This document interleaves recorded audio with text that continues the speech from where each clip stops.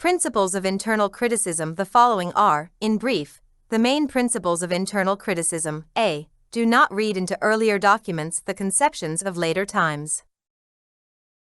B. Do not judge an author ignorant of certain events necessarily, because he fails to mention them or they did not occur, for the same reason. C. Underestimating a source is no less error than overestimating it in the same degree, and there is no more virtue in placing an event too late than in dating it too early by the same number of years or centuries.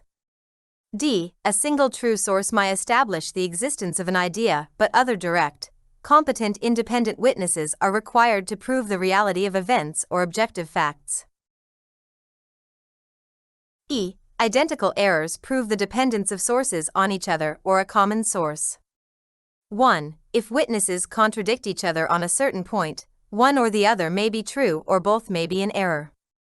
G. Direct, competent independent witnesses who report the same central fact can also report peripheral matters in a causal way and may be accepted for the points of their agreement.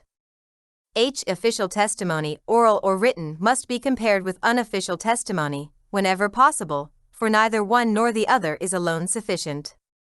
I. A document may provide competent and dependable evidence on certain points, yet carry no weight in respect to others it mentions. Examples of historical criticism. Following are some of the examples of hoaxes, frauds and forgeries from different fields to illustrate the range and complexity of problems of genuineness in historical criticism. A. Cardiff Giant. The Real Story of Cardiff Giant by Alan Hind, reproduced by Best, is a good example of external criticism.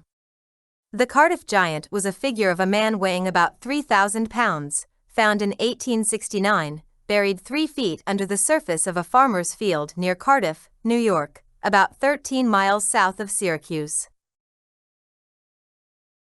It was examined by 2 scientists from Yale University, who pronounced it a fossilized human figure, whereas the clergymen were of the opinion that it were fossilized man of biblical times. The archaeologists of the New York State Museum were of the opinion that the figure was an old statue, while Dr. Oliver, the Harvard anatomist, declared that it was a statue of great antiquity. The local owner turned down the offer by Barnum to buy the figure, whereupon Barnum commissioned a sculptor who made an exact copy of the giant, which was exhibited in New York City as the original Cardiff Giant was. The Cardiff owner filed a case in the court against Mr. Barnum, and the judge decided that the original Cardiff Giant was only a fake. A newspaper reporter traced the shipment of a huge box labeled machinery to the farm near Cardiff nearly a year before the giant's discovery. He traced that Mr.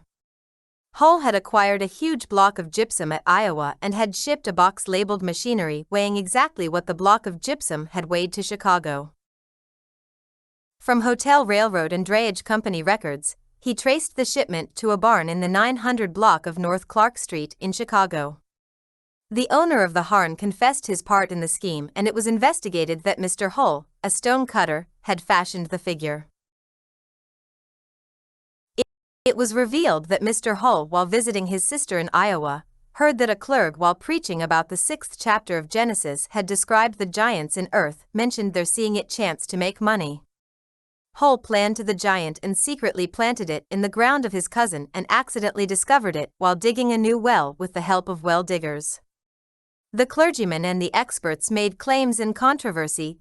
Gate the giant of fame, and the experts were also befooled. The activities of the reporter represent a simple example of external criticism. 4. By following his hypothesis that the figure was recently man-made and not an ancient statue, the reporter exposed the facts, whereas the experts, the scientists and the scholars, had been completely befooled by the hose. B. Fake art piece. In the same way, a painting was brought to United States labeled as a self-portrait done by a great Dutch artist. The authenticity of the painting was challenged by the artist's nephew, and a battle developed between art experts in the United States, in Europe and in the U.S. Treasury Department. The custom officers were interested because original work of art were duty-free, whereas the copies and reproductions were not. One group of experts on art, handwriting, pigment and language decided that the picture was genuine, so it was admitted duty-free, but another group of specialists was unwilling to accept the painting as an original work by the Dutch artist. C. Lincoln's letter in a letter, under 1834 date, attributed to Lincoln, is an expression that northeast quarter of Sector 40 of which Lincoln as an experienced surveyor or could hardly have been guilty, since he knew quite well that a congressional township was made up of 36 sections. The same letter included the geographical term Kansas. The territory of Kansas was not organized and open for settlement until 1854, and the term probably was not in use as early as 1834. The fact that the handwriting bore no resemblance to Lincoln's authenticated style helped establish the letters as forgeries. One of the letters attributed to in Rutledge mentions a Spencerian copybook not in use until 1848, and died in 1835. D. The Diary of James Gallatin. An interesting example of a hoax or fraud is the Diary of James Gallatin, secretary to Albert Gallatin, a great peacemaker, 1813.1827, edited by Count Gallatin and published in London and New York late in 1914. The authenticity of the diary was questioned for the following reasons. Critics observed that the text of diary is not pure and contains a number of abbreviations. 2. Many of the persons described in the diary as having been at a particular place on a given date are known, on the basis of standard sources, to have been elsewhere at the time. 3. Members of the family and others were unable to find any trace of the original manuscript of the diary or of anyone who had ever seen it. 4. The diary does not check with other sources. For example, it includes many obvious inaccuracies about the French political and social scene.